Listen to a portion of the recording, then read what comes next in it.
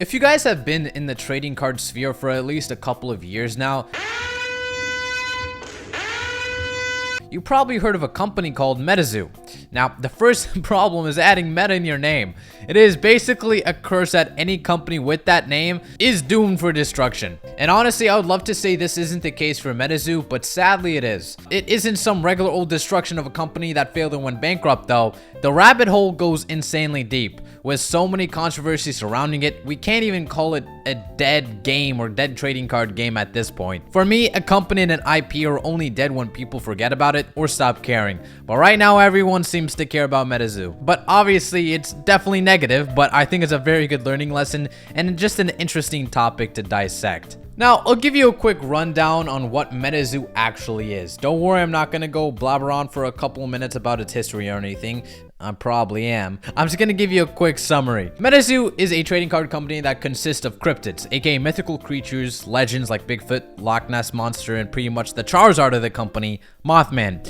They started in 2020, 2021 with a Kickstarter campaign. It was very successful, and they were releasing and partnering up with a lot of companies and brands. Prices started to go crazy, and it was very sought after. The next couple of years consisted of more set releases, collaborations, and a couple controversial business choices like creating NFTs, which people really didn't like too much. Now that I think about it, NFTs were kind of the first thing that people really disliked MetaZoo for. It's just a very shady thing to get yourself involved in. I don't really have too much of a stance on it, but I do know a lot of people tend to distance themselves when a company gets involved in that whole thing. I think MetaZoo just started really going downhill and struggled to keep itself relevant afterward. A lot of people came out and voiced their opinions on how the owner of the company, Mike Waddell, is greedy and power hungry, essentially banning anyone on their public Discord server who remotely criticized them.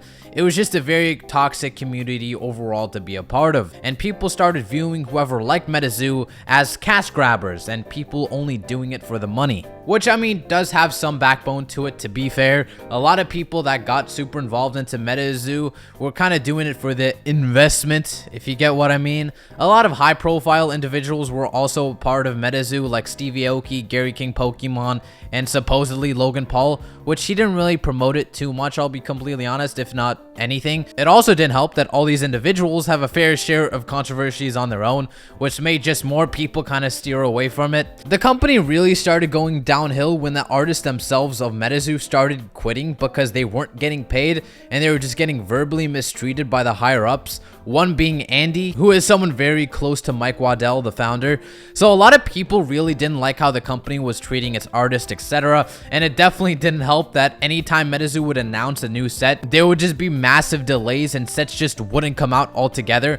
And people who placed orders for MetaZoo weren't getting their product at all, which only further aggravated the little MetaZoo community that was left. It's just safe to say that there was a lot of mismanagement in the company, and a lot of blame was towards two individuals, Mike Waddell and Andy. So this is just kind of a summarization of like the main points that happened in the last 3 years. Obviously, there's a lot more to dissect, but I'm just kind of leave that out for now. Something else to note on is that MetaZoo released basically a public apology that said they were going to fix a lot of mistakes that they were making about like a month ago. But a lot of the MetaZoo community was happy they were finally dealing with the issues until a little over 3 days ago when this announcement popped up on the MetaZoo Discord. I'm not going to read the whole thing because it's just a waste of time, but essentially the announcement was MetaZoo was shutting down. It was over. They weren't going to make cards anymore. And this announcement was kind of a shock for a lot of people, including me.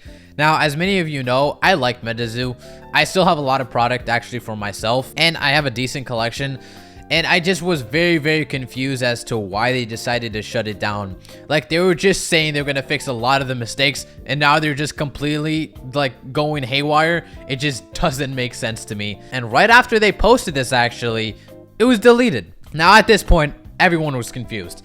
I didn't even know if they were shutting down or not, but some people did some digging and they ended up reaching out to the main distributor of MetaZoo in hopes of getting some confirmation if MetaZoo was actually dying or they would stop making cards altogether. But before I get into what the main distributor says, I'd like to say a big shout out to Nick Strength and Pokemon. He is kind of the main source of all this news and has a lot of connections in the MetaZoo community, so make sure you guys check him out. Probably the only person that does MetaZoo content that I actually watch. But according to the info Nick Nick provided.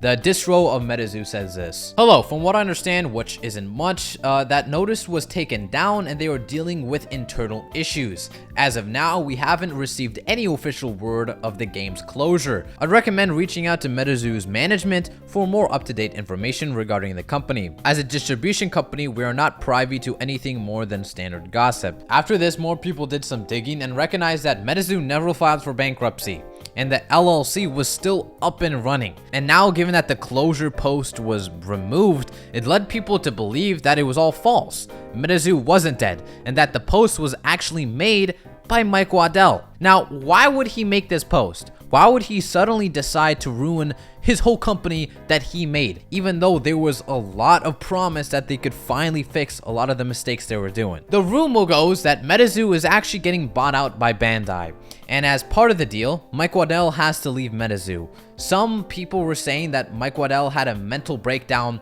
and decided to take the whole ship down with him, essentially. If he couldn't have the company, nobody could. And that theory kind of has some backbone to it from this 4chan post.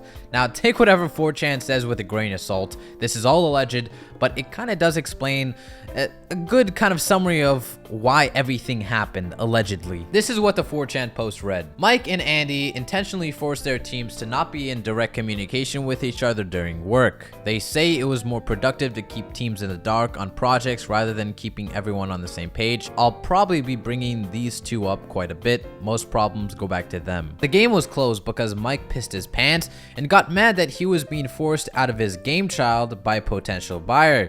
They had recognized that everyone in the world hates him, and he tried to take his toys and leave prematurely. Problem is, he didn't have the authority to do it on his own, so he tried to take down everything.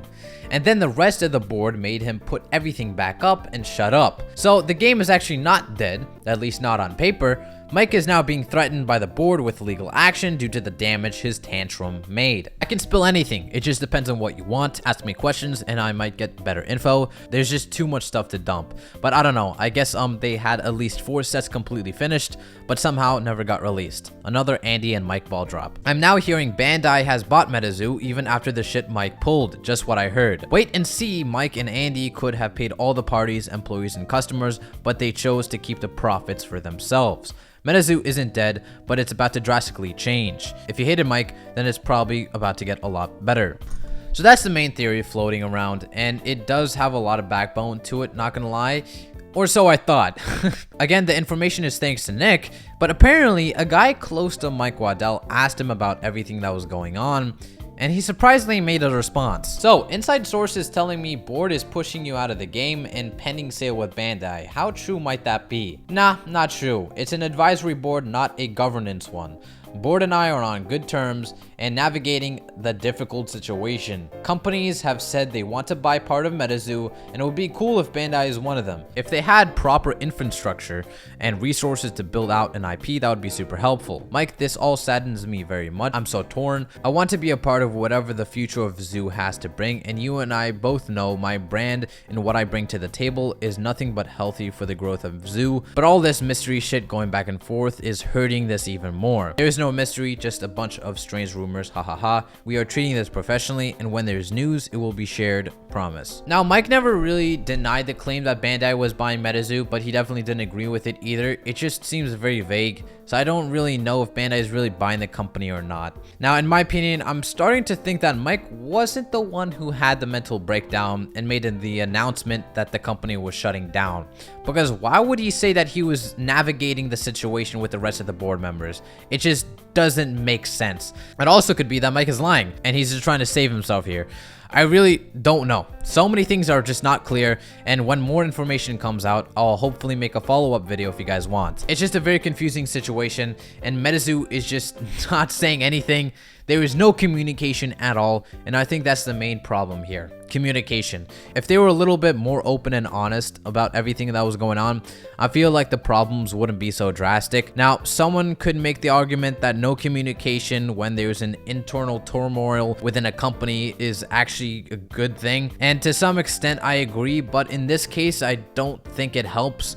If it was Pokemon, I would agree, but MetaZoo, like, Dude, they need to get on their knees and pray for forgiveness while telling us everything that's going on if they want even a sliver of a chance to save their company. Keeping everyone in the dark is just not the move for their company at the moment. But anyway, that's pretty much all the news I have. Thank you guys so much for watching. Hope you guys have an amazing day, and I'll see you later, weebs. せーのでもそんなんじゃダメもうそんなんじゃほら心は進化する